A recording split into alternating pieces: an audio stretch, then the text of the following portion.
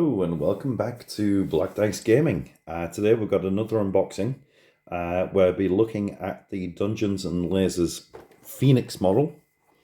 It's a relatively new model. They've done lots of dragons, but we'll be looking at this, we'll be building it up and seeing what the completed model looks like. Let's take a look at the back there. Sorry, it's glaring because it's still got the cellophane on. Optional armor pieces there.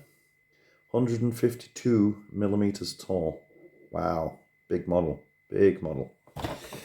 Okay, so I'm just gonna quickly whip the cellophane off.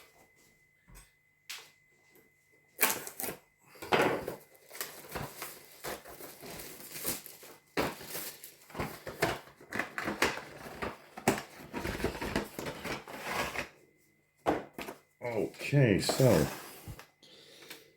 we have a nice little instruction booklet on how she goes together.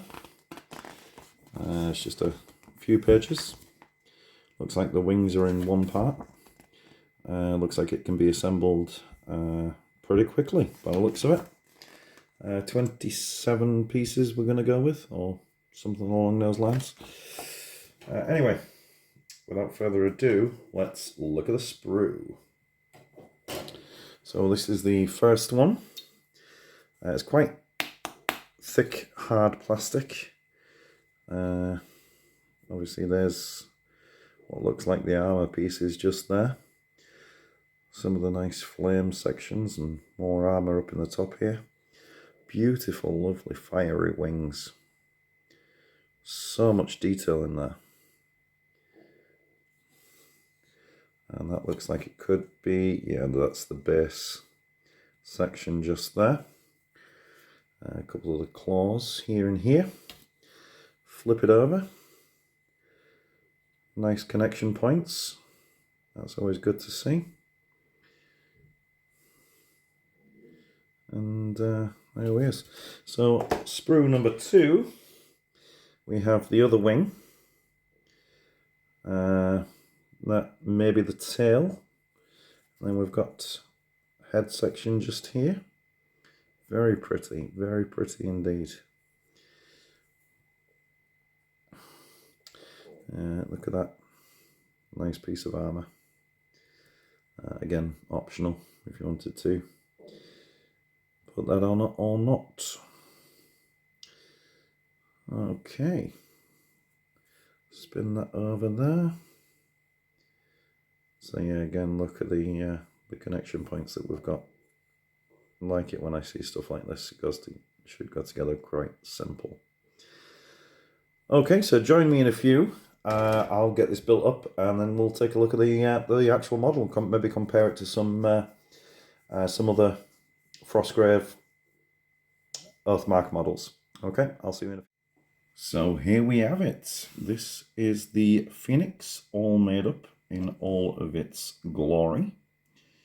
It took me about an hour to do. Lots of detail in the back here. Give you a better view. Look at that. There was a couple of pieces on there which were quite tricky. These two here, they're separate pieces there, and they were really difficult for me to work out where they went. There was no real obvious marks as to where they should go. And the two side panels on his hair, or flames they are, they're very delicate. There's very little for them to grip hold of. But other than that, the whole thing went together really simply. Probably took less than an hour to get the whole thing together. So for size comparison, I've brought in some Games Workshop Chaos Warrior, recently painted Bloodletter, and a Fleshhound that recently did on camera as well. So as you can see, it towers over even GW models. Moving on to other things, we've got a Frostgrave Wizard just there. looks tiny in comparison. We've got a human archer from, or a human infantry from Oathmark, a dwarf, one of the new goblin slaves, and another dwarf. Alright, so they're all Oathmark, by the way. But yep, really small in comparison. So I thought, let's compare it to something a little bit bigger. Now, a few months ago, I purchased the dragon. So this is Draculus from Dungeons and Lasers, Archon Studios, and you can see that it's similar sort of size. Wingspan and whatnot is probably greater, but overall similar size to Draculus. And one of my demons from my Abyssal army from Kings of War. Actually, that's got my missus's ring attached to it. Just bear with me. There you go. So yeah, thought that would give you some comparison with much bigger models.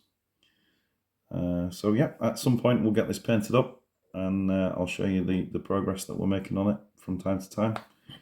But yeah, just thought I'd share that with you. If you like it, please drop a like. Consider subscribing to support the channel. And hopefully I shall catch you in the next one.